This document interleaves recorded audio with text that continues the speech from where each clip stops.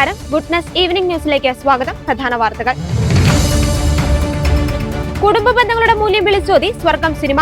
ഗാനം റിലീസ് ചെയ്ത് ഫാദർ ജോർജ് പനക്കൽ. ഛത്തീസ്ഗഡിലെ ദന്തേവാഡ അതിർത്തിയിൽ ഏറ്റുമുട്ടൽ, 36 മാവോയിസ്റ്റുകളെ വധിച്ചു.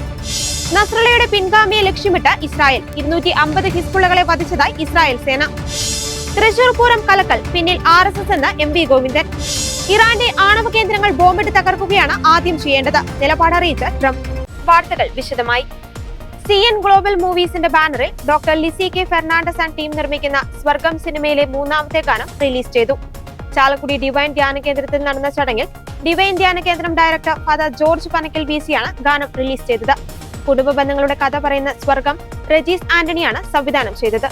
സ്വർഗം സിനിമയിലെ 3ാമത്തെ ഗാനം റിലീസ് പരിപാടി ഡിവൈൻ ധ്യാനകേന്ദ്രം assistant director father Shijo Nettiyankal VCയുടെ പ്രാർത്ഥനയോടെയാണ് ആരംഭിച്ചത്. സ്നേഹചൈതന്യമേ ജീവസംഗീതമേ എന്ന ഗാനം ലോകത്തിന്റെ അതിർത്തികൾ വരെ അൾത്താരയിൽ ആലപിക്കപ്പെടുമെന്ന് ഫാദർ ജോർജ് പനക്കൽ VC പരിപാടിയിൽ പറഞ്ഞു. PJ ആന്റണി, Y ഔസേപ്പച്ചൻ എന്നിവർ ആശംസയും ഡേവിസ് കൊച്ചാപ്പി നന്ദിയും പറഞ്ഞു. കുടുംബ ബന്ധങ്ങളുടെ കഥ പറയുന്ന സ്വർഗം റെജിസ് ആന്റണിയാണ് സംവിധാനം ചെയ്യുന്നത്. ലിസി കെ ഫെർണാണ്ടസിന്റെ കഥയ്ക്ക് റെജിസ് ആന്റണിയും റോസ് റെജിസും ചേർന്നാണ് തിരക്കഥയും സംഭാഷണവും ഒരുക്കിയിരിക്കുന്നത്. ഛായാഗ്രഹണം ES Saravanan, editor Don Marks, finance controller Shijo Dominic. Valluvanadan Films ആണ് വിതരണം ചെയ്യുന്നത്. പ്രവാസികളുടെ കൂട്ടായ്മയിൽ രൂപം കൊണ്ട CN ഗ്ലോബൽ മൂവീസിന്റെ ബാനറിൽ ലിസി കെ ഫെർണാണ്ടസ് ആൻഡ് ടീമാണ് ചിത്രം നിർമ്മിക്കുന്നത്. CN ഗ്ലോബൽ മൂവീസിന്റെ ആദ്യ ചിത്രമായ സ്വർഗത്തിനു വേണ്ടി സന്തോഷ് വർമ്മ, ഹരിനാരായണൻ, ബേബി ജോൺ കലയന്താനി എന്നിവരാണ് ഗാനങ്ങൾ രചിച്ചിരിക്കുന്നത്.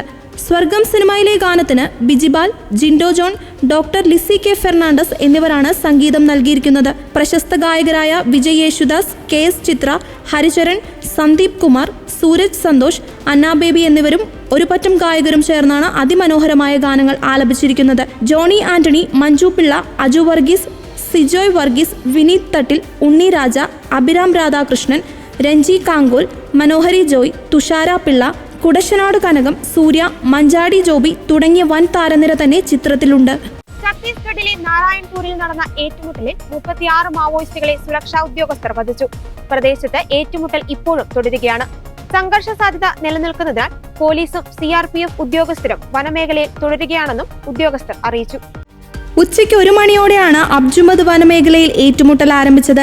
ആന്റി നക്സൽ ഓപ്പറേഷന്റെ ഭാഗമായി സുരക്ഷാ ഉദ്യോഗസ്ഥരുടെ സംഘം വനമേഖലയിൽ പ്രവേശിക്കുകയായിരുന്നു. 1 മണിക്കൂറോളം വെടിവെപ്പ് തുടർന്നു. ഇതിനു പിന്നാലെ നടത്തിയ തിരച്ചിലിലാണ് മൃതദേഹങ്ങൾ കണ്ടെടുത്തത്. മാവോയിസ്റ്റ് സംഘം ഉപയോഗിച്ചിരുന്ന ആയുധശേഖരവും കണ്ടെത്തി.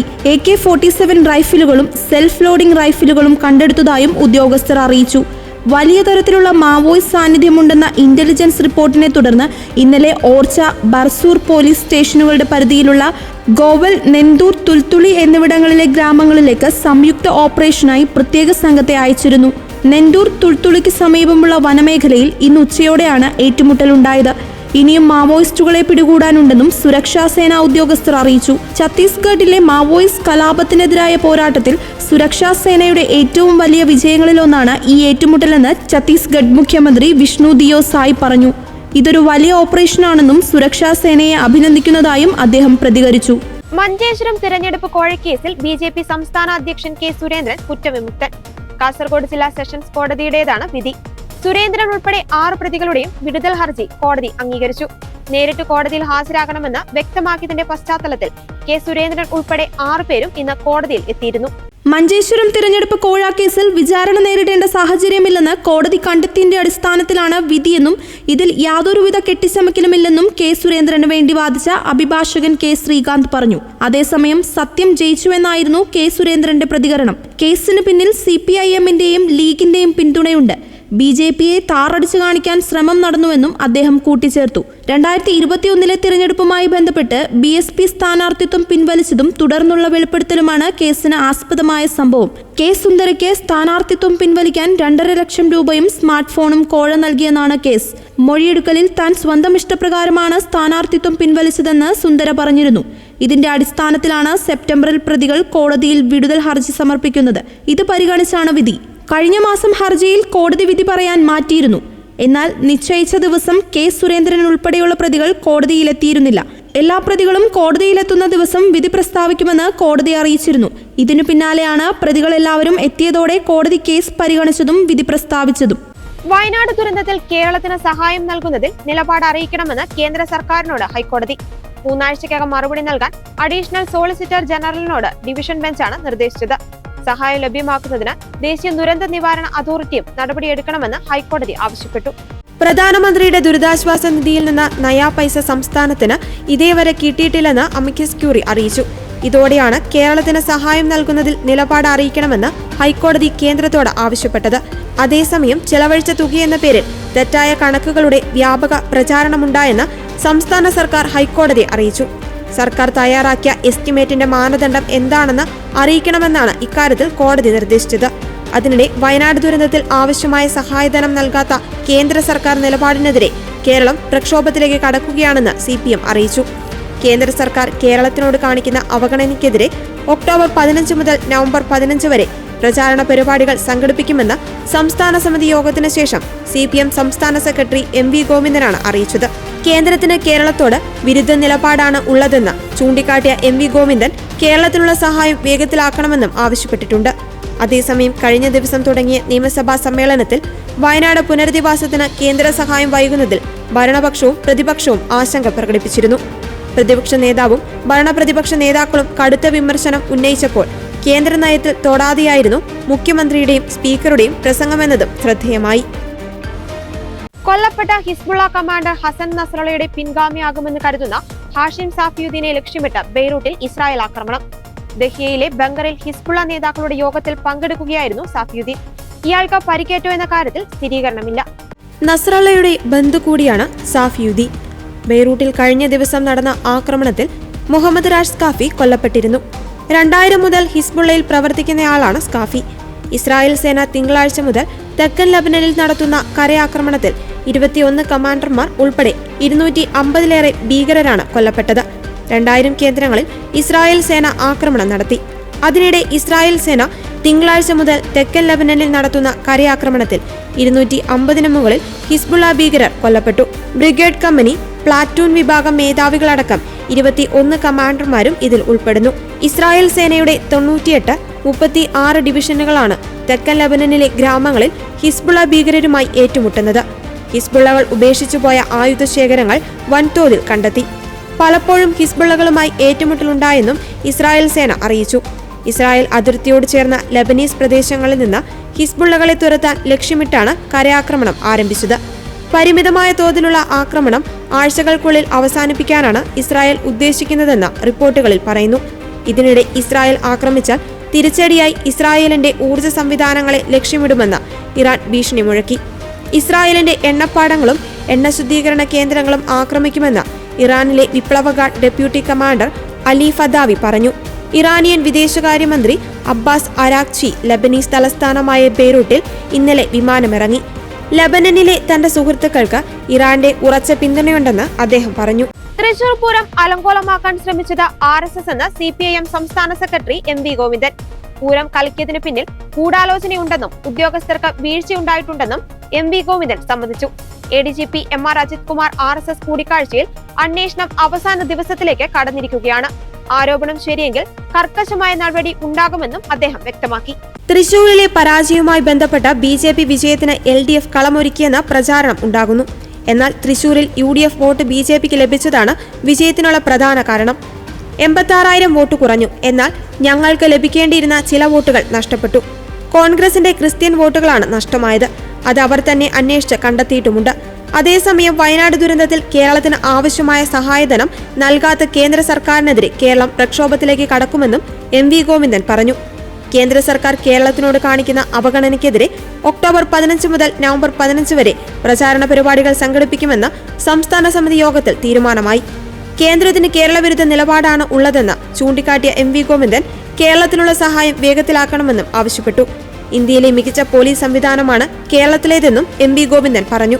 അഴിമതി വിമുക്തമായ പോലീസ് സംവിധാനം വേണമെന്നാണ് കേരളം ആഗ്രഹിക്കുന്നതെന്നും കുറ്റാന്വേഷണത്തിൽ കേരള പോലീസ് മുന്നിൽ നിൽക്കുന്നുവെന്നും MV ഗോവിന്ദൻ പറഞ്ഞു. മുഖ്യമന്ത്രിയുടെ ഹിന്ദു അഭിമുഖ വിവാദത്തിലും അദ്ദേഹം പ്രതികരിച്ചു. സർക്കാരിന് PR സംവിധാനമില്ല. ഹിന്ദു പത്രം ഖേദം പ്രകടിപ്പിച്ചപ്പോൾ വിവാദം അവസാനിപ്പിക്കേണ്ടതായിരുന്നു. ദേവകുമാറിന്റെ മകനുമായി എല്ലാവർക്കും ബന്ധമുണ്ട്. ആ ബന്ധം കൊണ്ടാണ് അഭിമുഖം നടത്തിയതെന്നും MV ഗോവിന്ദൻ അഭിപ്രായപ്പെട്ടു. മുമ്പ് പിണറായി ചിരിക്കുന്നില്ലെന്നായിരുന്നു പരാതി. ഇപ്പോൾ എന്തൊരു ചിരിയാണിതെന്നാണ് MV ഗോവിന്ദൻ പ്രതികരിച്ചത്. ശ്രീലങ്കയുടെ പുതിയ ഭരണ നേതൃത്വവുമായി കൂടിക്കാഴ്ച നടത്തി വിദേശകാര്യമന്ത്രി S ജയശങ്കർ. ശ്രീലങ്കൻ പ്രസിഡന്റ് അനുരകുമാര ദിസനായകെ, പ്രധാനമന്ത്രി ഹരിനി അമരസൂര്യ എന്നിവരുമായാണ് ജയശങ്കർ കൂടിക്കാഴ്ച നടത്തിയത്. ശ്രീലങ്കൻ പര്യടനത്തിനായി കൊളംബോയിലെത്തിയ വിദേശകാര്യമന്ത്രി ശ്രീലങ്കൻ പ്രസിഡന്റിന്റെയും പ്രധാനമന്ത്രിയുടെയും വസതിയിലെത്തിയാണ് കൂടിക്കാഴ്ച നടത്തിയത്. ശ്രീലങ്കയിലെ ഭരണമാറ്റത്തിന് ശേഷം ഇതാദ്യമായാണ് ഇന്ത്യൻ വിദേശകാര്യമന്ത്രി കൊളംബോയിലെത്തിയത്. ശ്രീലങ്കയുടെ പ്രസിഡന്റിനും പ്രധാനമന്ത്രിക്കും പുതിയ ഉത്തരവാദിത്തത്തിൽ ആശംസകൾ അറിയിച്ചതായി ജയശങ്കർ എക്സിലൂടെ വ്യക്തമാക്കി. ഡിജിറ്റൽ പബ്ലിക് ഇൻഫ്രാസ്ട്രക്ചറുമായി ബന്ധപ്പെട്ട കാര്യങ്ങൾ ശ്രീലങ്കൻ ഭരണ നേതൃത്വവുമായി ചർച്ച ചെയ്തെന്നും ഇരു രാജ്യങ്ങളും ഇക്കാര്യത്തിൽ സഹകരിച്ച് മുന്നോട്ടു പോകാൻ ധാരണയായതായും വിദേശകാര്യമന്ത്രി വിവരിച്ചു. അതിനിടെ S ജയശങ്കർ പാകിസ്ഥാനിലേക്ക് പോകുന്ന കാര്യത്തിലും തീരുമാനവുമായി. ഈ മാസം 15-16 തീയതികളിൽ ജയശങ്കർ ഇസ്ലാമാബാദ് സന്ദർശിക്കുമെന്ന് വിദേശകാര്യ മന്ത്രാലയം അറിയിച്ചു. വിദേശകാര്യമന്ത്രി എന്ന നിലയിൽ അദ്ദേഹത്തിന്റെ ആദ്യ പാകിസ്ഥാൻ സന്ദർശനവുമാകുമിത്. ഷാങ്ഹായ് കോർപ്പറേഷൻ ഓർഗനൈസേഷൻ സംഘടിപ്പിക്കുന്ന ഷാങ്ഹായ് ഉച്ചകോടിയിൽ പങ്കെടുക്കുവാനാണ് വിദേശകാര്യമന്ത്രി പാകിസ്ഥാനിലേക്ക് പോകുന്നത്. കഴിഞ്ഞ 10 വർഷത്തിനിടയിൽ പാകിസ്ഥാൻ സന്ദർശിക്കുന്ന ആദ്യ ഇന്ത്യൻ വിദേശകാര്യമന്ത്രിയാണ് ജയശങ്കർ. 2015 ഡിസംബറിലാണ് അവസാനമായി ഒരു വിദേശകാര്യമന്ത്രി പാകിസ്ഥാൻ സന്ദർശിക്കുന്നത്. അന്ന് സുഷമ സ്വരാജാണ് പാകിസ്ഥാനിലെത്തിയത്. പ്രധാനമന്ത്രി നരേന്ദ്രമോദിക്കാണ് ക്ഷണം ലഭിച്ചിരുന്നത്. എന്നാൽ മോദിക്ക് പകരം വിദേശകാര്യമന്ത്രി S ജയശങ്കറാകും പാകിസ്ഥാനിലേക്ക് പോകുന്നതെന്ന് വിദേശകാര്യ മന്ത്രാലയം സ്ഥിരീകരിച്ചു. ഒരു മാസം മുൻപ് പാകിസ്ഥാൻ പ്രധാനമന്ത്രി ഷഹബാസ് ഷെരീഫിന്റെ ഐക്യരാഷ്ട്രസഭയിലെ പ്രസംഗത്തിന് ജയശങ്കർ കടുത്ത ഭാഷയിൽ തിരിച്ചടി നൽകിയിരുന്നു. നൂറ്റാണ്ടുകൾ പഴക്കമുള്ള പാക് ഭീകരവാദ നയത്തെക്കുറിച്ച് സംസാരിച്ച ജയശങ്കർ പാകിസ്ഥാന്റെ ദുഷ്പ്രവർത്തികൾക്ക് ഉറപ്പായും അനന്തരഫലങ്ങൾ ഉണ്ടാകുമെന്ന മുന്നറിയിപ്പും നൽകിയിരുന്നു. പാകിസ്ഥാന്റെ അതിർത്തി കടന്നുള്ള ഭീകരവാദ നയം ഒരിക്കലും വിജയിക്കില്ലെന്നും UN ജനറൽ അസംബ്ലിയിൽ S ജയശങ്കർ അഭിപ്രായപ്പെട്ടിരുന്നു. ഇറാന്റെ ആണവ കേന്ദ്രങ്ങൾ ഇസ്രായേൽ തകർക്കണമെന്ന് ആവശ്യപ്പെട്ട മുൻ അമേരിക്കൻ പ്രസിഡന്റും റിപ്പബ്ലിക്കൻ സ്ഥാനാർത്ഥിയുമായ ഡൊണാൾഡ് ട്രംപ് ഇസ്രായേലിന് മേൽ ഇറാൻ നടത്തിയ ആക്രമണങ്ങളോട് പ്രതികരിക്കുകയായിരുന്നു അദ്ദേഹം. ഇറാനെതിരെ കൂടുതൽ ഉപരോധം വേണമെന്നും ഇറാന്റെ ആണവ കേന്ദ്രങ്ങൾ ഇസ്രായേൽ ആക്രമിക്കുന്നത് അംഗീകരിക്കില്ലെന്നുമുള്ള പ്രസിഡന്റ് ജോ ബൈഡന്റെ പരാമർശം വന്നതിന് തൊട്ടു പിന്നാലെയാണ് ഡൊണാൾഡ് ട്രംപിന്റെ പ്രസ്താവന പുറത്തുവന്നത്. നോർത്ത് കരോലിനയിൽ തിരഞ്ഞെടുപ്പ് പ്രചാരണത്തിനിടെ സംസാരിക്കുകയായിരുന്നു ഡൊണാൾഡ് ട്രംപ്. പ്രചാരണം പുരോഗമിക്കവേ ഇസ്രായേൽ ഇറാൻ പ്രശ്നങ്ങളെക്കുറിച്ചും ഇസ്രായേലിൽ ഇറാൻ 200 മിസൈൽ ആക്രമണങ്ങൾ നടത്തിയതിനെക്കുറിച്ചും ചോദ്യമുയർന്നിരുന്നു. ഇതിനോടായിരുന്നു ട്രംപ് തന്റെ അഭിപ്രായം തുറന്നു പറഞ്ഞത്. ഇറാന്റെ ആണവ കേന്ദ്രങ്ങൾ ആദ്യം ബോംബിട്ട് തകർക്കുകയാണ് ഇസ്രായേൽ ചെയ്യേണ്ടതെന്നും അദ്ദേഹം പറഞ്ഞു. ജോ ബൈഡനോട് ഈ പ്രശ്നത്തെക്കുറിച്ച് ചോദിച്ചപ്പോൾ ആദ്യം ആണവ കേന്ദ്രങ്ങൾ തകർക്കുകയാണ് വേണ്ടതെന്നും തുടർന്നു വരുന്ന പ്രശ്നങ്ങൾ പിന്നീട് നോക്കാമെന്നുമായിരുന്നു അദ്ദേഹം മറുപടി പറയേണ്ടിയിരുന്നത്. പക്ഷേ ഇറാന്റെ പദ്ധതികൾ എന്താണെന്ന് അറിയേണ്ടിയിരിക്കുന്നുവെന്നും ട്രംപ് പറഞ്ഞു. ഇസ്രായേലിന് പ്രതിരോധിക്കുവാനുള്ള അവകാശമുണ്ടെന്നും എന്നാൽ അത് ആനുപാതികമായിരിക്കണമെന്നുമാണ് ഇറാൻ ഇസ്രായേൽ പ്രശ്നത്തെക്കുറിച്ച് ബൈഡൻ പറഞ്ഞത്. ഇസ്രായേലിനെതിരെ ചൊവ്വാഴ്ചയുണ്ടായ ആക്രമണങ്ങളുമായി ബന്ധപ്പെട്ട ഇറാനെതിരെ കൂടുതൽ ഉപരോധം ഏർപ്പെടുത്തും. ഇസ്രായേൽ പ്രധാനമന്ത്രി ബെഞ്ചമിൻ നെതന്യാഹുവുമായി ഉടൻ സംസാരിക്കുമെന്നും ബൈഡൻ പറഞ്ഞിരുന്നു. ADGP MR അജിത് കുമാറിന് വീഴ്ചയുണ്ടെന്ന് വിലയിരുത്തി CPM. അന്വേഷണ റിപ്പോർട്ടിന്റെ അടിസ്ഥാനത്തിൽ അജിത് കുമാറിനെതിരെ നടപടിയെടുക്കും. DGP റിപ്പോർട്ടിൽ ADGPക്കെതിരെ പരാമർശമുണ്ട്. ഇക്കാര്യത്തിൽ വിശദമായ അന്വേഷണത്തിന് ശേഷം നടപടി ഉറപ്പാക്കുമെന്നാണ് റിപ്പോർട്ട്. CPM സംസ്ഥാന സമിതി യോഗത്തിലാണ് ADGPയുടെയും മുഖ്യമന്ത്രി പിണറായി വിജയന്റെയും PR അഭിമുഖത്തിനെതിരെയും വിമർശനമുണ്ടായത്. CPM സംസ്ഥാന സമിതിയിൽ PR ആരോപണം പാടെ നിഷേധിക്കുന്ന സമീപനം ആവർത്തിക്കുകയാണ് മുഖ്യമന്ത്രി ചെയ്തത്. PR സംബന്ധിച്ച എല്ലാ ചോദ്യത്തിനും PR ഇല്ല എന്ന ഒറ്റ മറുപടിയാണ് മുഖ്യമന്ത്രി നൽകിയത്. അഭിമുഖത്തിനായി ദേവകുമാറിന്റെ മകൻ നിരന്തരം സമീപിക്കുമായിരുന്നുവെന്നും ഫ്രീലാൻസ് മാധ്യമ പ്രവർത്തകനാണെന്നും മുഖ്യമന്ത്രി പറഞ്ഞു. PR-ന് വേണ്ടി ആരെയും നിയോഗിക്കുകയോ ആർക്കും പണം കൊടുക്കുകയോ ചെയ്തിട്ടില്ലെന്നുമായിരുന്നു മുഖ്യമന്ത്രിയുടെ വിശദീകരണം. അതേസമയം ADGPയെ മാറ്റുന്നതിനുള്ള സമയമൊന്നും കുറിച്ചുവെച്ചിട്ടില്ലെന്നായിരുന്നു CPI സംസ്ഥാന സെക്രട്ടറി ബിനോയ് വിശ്വത്തിന്റെ പ്രതികരണം. റിപ്പോർട്ടിന്റെ വെളിച്ചത്തിൽ വേണ്ട നടപടികൾ ഇടത് സർക്കാരിന്റെ ഭാഗത്തുനിന്ന് ഉണ്ടാകുമെന്നും ബിനോയ് വിശ്വം മാധ്യമങ്ങളോട് പറഞ്ഞു. ക്രമസമാധാന ചുമതലയിൽ നിന്ന് മാറ്റണമെന്നതാണ് CPI നിലപാട്. ഏത് വിഷയത്തിലായാലും ഇടതുപക്ഷ പരിഹാരമാണ് CPI ലക്ഷ്യമെന്ന് ബിനോയ് വിശ്വം പറഞ്ഞു. ADGP MR അജിത് കുമാറിനെ ക്രമസമാധാന ചുമതലയിൽ നിന്ന് മാറ്റുമെന്ന് മുഖ്യമന്ത്രി ഉറപ്പ് നൽകിയതായി കഴിഞ്ഞ ദിവസം ബിനോയ് വിശ്വം അറിയിച്ചിരുന്നു.